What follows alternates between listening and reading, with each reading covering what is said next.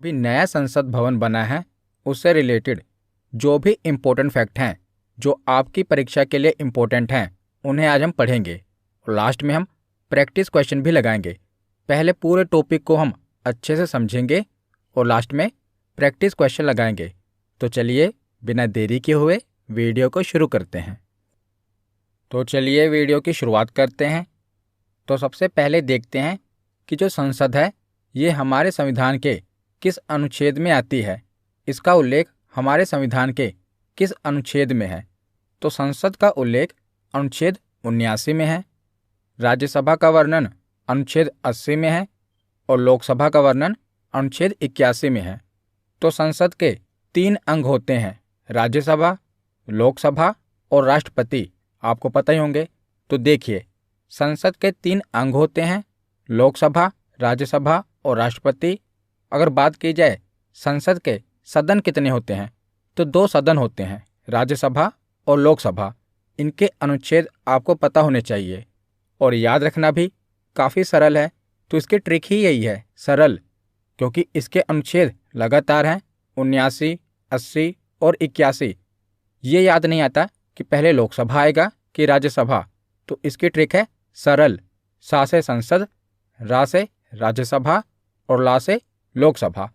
तो सा से संसद, इसका अनुच्छेद है 79, रा से राज्यसभा, इसका अनुच्छेद है 80 और ला से लोकसभा, इसका अनुच्छेद है 81। तो ये जो आप देख रहे हैं ये है हमारी पुरानी संसद। तो हमारी पुरानी संसद में यहाँ पर आप देख रहे हैं ये है लोकसभा, ये है राज्यसभा और बीच में ये जो देख रहे हैं ये है सेंट्रल हॉल, जहाँ पर संयुक्त बैठक होती है। यानी कि किसी बिल पर जब लोकसभा और राज्यसभा दोनों सदस्य इकट्ठे होकर बैठक करते हैं, संयुक्त बैठक करते हैं, तो सेंट्रल हॉल में होती है। तो ये है सेंट्रल हॉल और ये है लाइब्रेरी। तो पूरी इस बिल्डिंग को संसद कहा जाता है।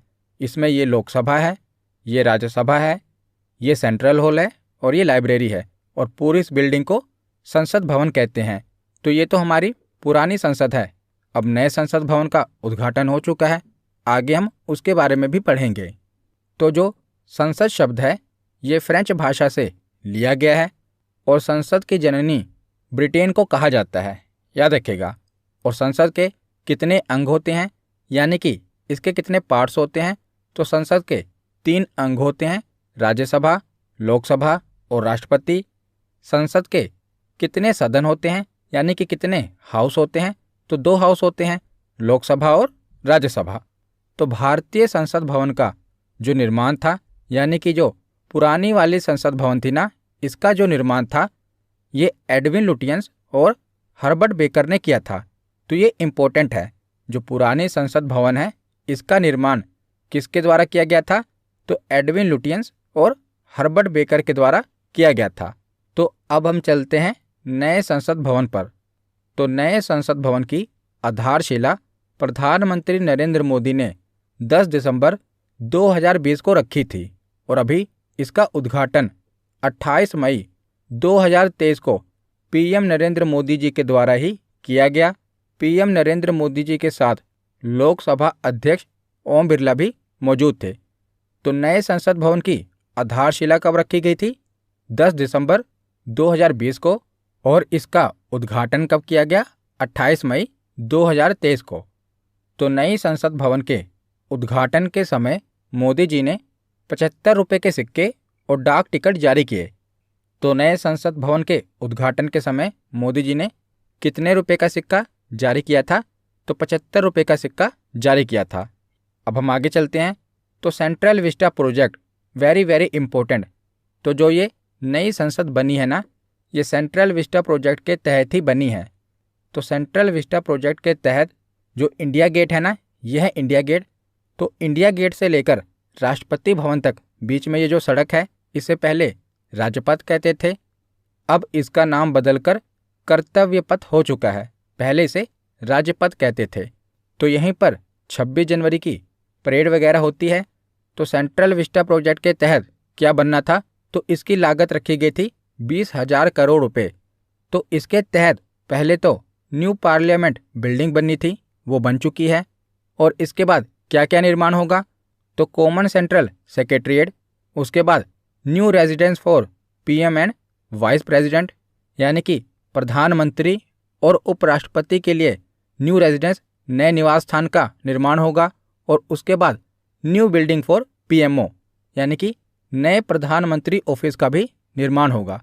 तो यह है सेंट्रल विस्टा प्रोजेक्ट, जिसके तहत इंडिया गेट से लेकर राष्ट्रपति भवन तक जो 3 किलोमीटर का डिस्टेंस है ना, इसको रीडेवलप किया जाएगा। तो यही है सेंट्रल विस्टा प्रोजेक्ट, जिसके तहत नई पार्लियामेंट बिल्डिंग का निर्माण हुआ है। पुरानी जो संसद है उसको नष्ट नहीं किया जाएगा, उसके बगल में ही नए संसद भवन का निर्माण हुआ है। और कहा जा रहा है कि जो पुरानी संसद है ना, इसको म्यूजियम बना दिया जाएगा। पर देखो क्या होता है, पर उसको तोड़ा नहीं जाएगा। तो पुरानी संसद का शिलान्यास 12 फरवरी 1921 में शुरू हुआ था। तो पुरानी संसद भवन जो बनी थी, इसका शिलान्यास कब हुआ था? 1921 में। और इसका निर्माण कार्य करीब 6 वर्षों तक चला था। और पुराना संसद भवन 1927 में बनकर तैयार हुआ था। तो जो पुरानी संसद है ये कब बनकर तैयार हुई थी? तो 1927 में बनकर तैयार हुई थी। और जो नया संसद भवन है, इसका डिज़ाइन किसने तैयार किया था? तो HCP डिज़ाइंस, जो कि गुजरात में स्थित एक आर्किटेक्चर फर्म है, इसके द्वारा नई संसद भवन का डिज़ाइन तैयार किया गया है। और इसके प्रमुख वास्तुकार कौन है, प्रमुख आर्किटेक्चर कौन है? तो इनका नाम है Bimal Patel. Very very important. तो डिज़ाइन किसके द्वारा तैयार किया गया? तो HCP डिज़ाइन फर्म के द्वारा इसका आर्किटेक्चर तैयार किया गया। और बिमल पटेल HCP डिज़ाइन के चेयरमैन हैं। और नई संसद भवन का निर्माण किसके द्वारा किया गया? तो टाटा प्रोजेक्ट लिमिटेड के द्वारा इसका निर्माण किया गया। डिज़ाइन किसने तैयार किया था? HCP डिज़ाइंस ने। पर इसका यानी कि संसद भवन का निर्माण किसके द्वारा किया गया? तो टाटा प्रोजेक्ट लिमिटेड के द्वारा इसका निर्माण किया गया।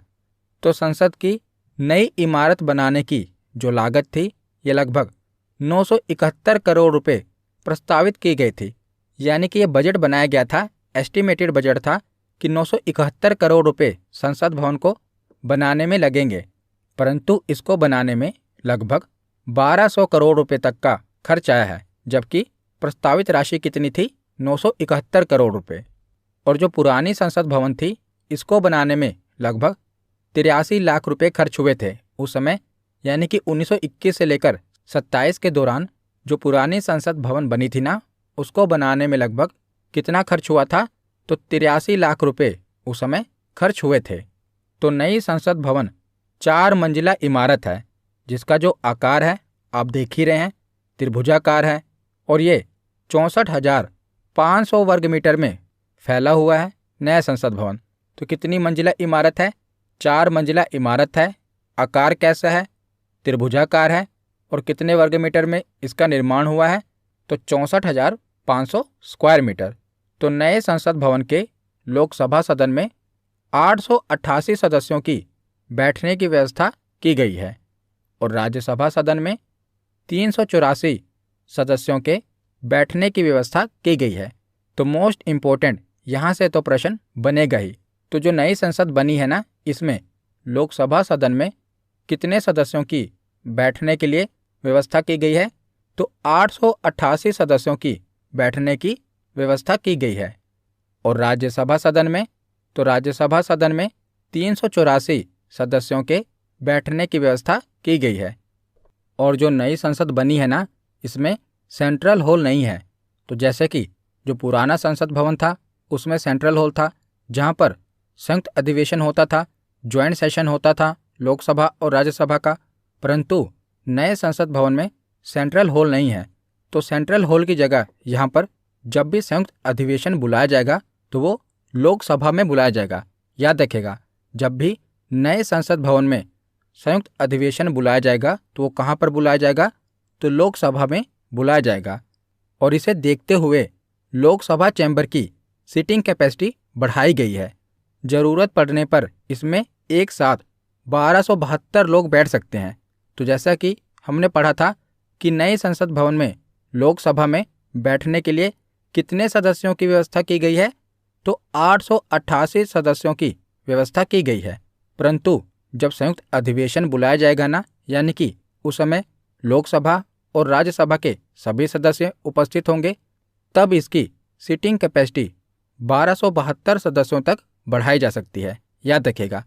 तो नए संसद भवन में संयुक्त अधिवेशन कहाँ पर बुलाया जाएगा, लोकसभा में या राज्यसभा में? तो ये लोकसभा हॉल में बुलाया जाएगा। अब हम आगे देखते हैं। तो जो नई लोकसभा बनी है ना, तो लोकसभा चैम्बर को राष्ट्रीय पक्षी मोर की थीम पर बनाया गया है। आप ये देख रहे हैं। तो नई लोकसभा को किसकी थीम पर बनाया गया है? तो राष्ट्रीय पक्षी मोर की थीम पर बनाया गया है। और राज्यसभा को, तो राज्यसभा चैम्बर को राष्ट्रीय फूल कमल की थीम पर बनाया गया है। तो लोकसभा को मोर की थीम पर बनाया गया है और राज्यसभा को राष्ट्रीय फूल कमल की थीम पर बनाया गया है। और नए संसद भवन में एक कॉन्स्टिट्यूशन हॉल है जहां पर भारतीय लोकतंत्र की यात्रा का दस्तावेजीकरण किया गया है। और पुराने भवन में 3 समिति कक्ष थे, लेकिन नए संसद भवन में 6 समिति कक्ष बनाए गए हैं। अब आगे हम देखते हैं। तो आपने देखा होगा कि प्रधानमंत्री नरेंद्र मोदी ने नए संसद भवन में सेंगोल को लोकसभा अध्यक्ष की कुर्सी के पास स्थापित किया था। तो आप देख रहे हैं, यही है सेंगोल। तो इस सेंगोल की लंबाई 5 फीट है, जिसके शीर्ष पर नंदी बैल है। आप देख रहे हैं, इसके शीर्ष पर नंदी बैल बना हुआ है और इसकी लंबाई कितनी है? तो 5 फीट लंबाई है। तो प्रधानमंत्री नरेंद्र मोदी ने संसद भवन में जो लोकसभा अध्यक्ष की कुर्सी है ना, उसके बगल में ही इसको स्थापित किया है। तो सेंगोल क्या है? तो सेंगोल सत्ता हस्तांतरण का प्रतीक माना जाता है। और चोल साम्राज्य में जब भी कोई राजा अपनी सत्ता दूसरे राजा को हस्तांतरित करता था, तो वह सेंगोल दूसरे राजा को सौंपता था। तो सेंगोल क्या है? तो ये सत्ता हस्तांतरण का प्रतीक है, याद रखिएगा। और ये किस साम्राज्य से संबंधित है? तो चोल साम्राज्य से संबंधित है। और यह सेंगोल सबसे पहले तमिलनाडु के एक पुरोहित ने आज़ादी के समय लॉर्ड माउंटबेटन को दिया था।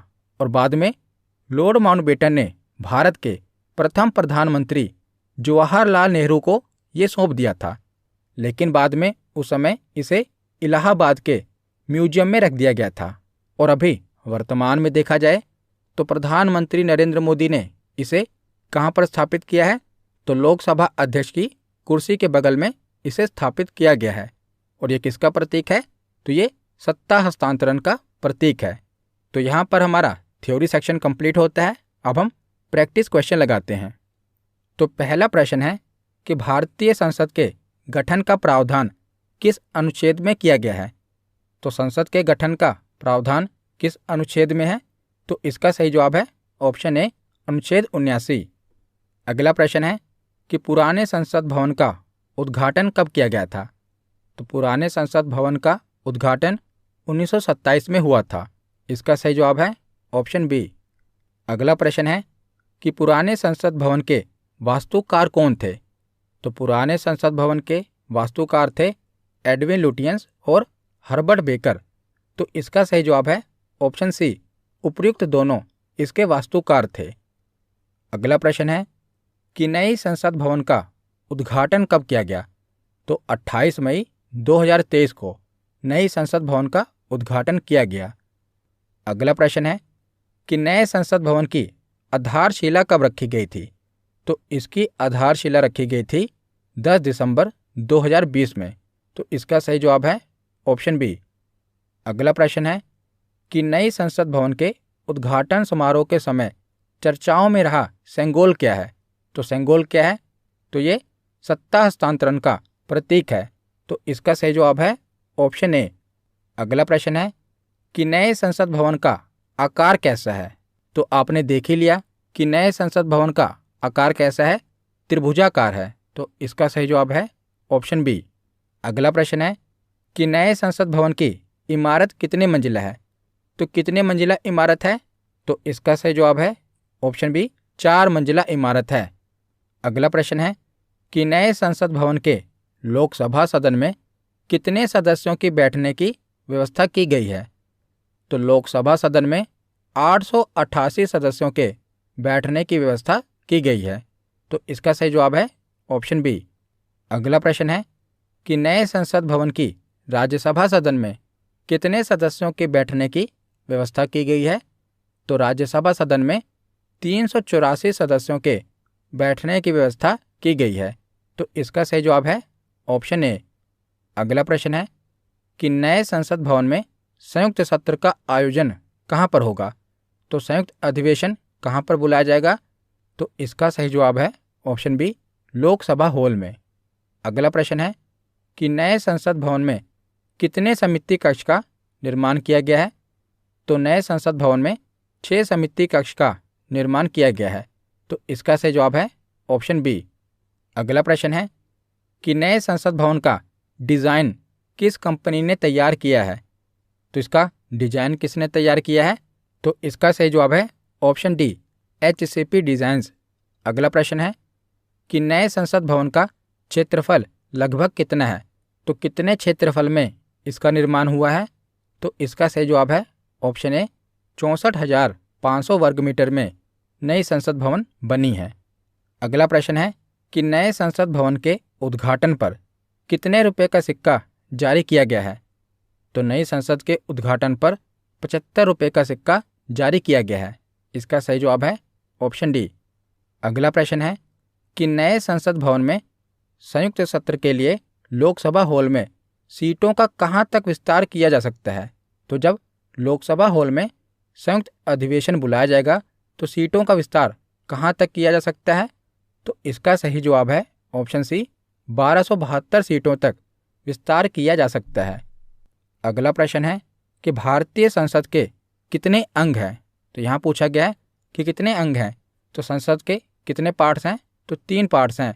इसका सही जवाब है ऑप्शन सी, लोकसभा, राज्यसभा और राष्ट्रपति संसद के 3 अंग होते हैं। अगला प्रश्न है कि भारतीय संसद के कितने सदन हैं, कितने हाउस हैं? तो इसका सही जवाब है ऑप्शन बी, 2 सदन हैं, लोकसभा और राज्यसभा।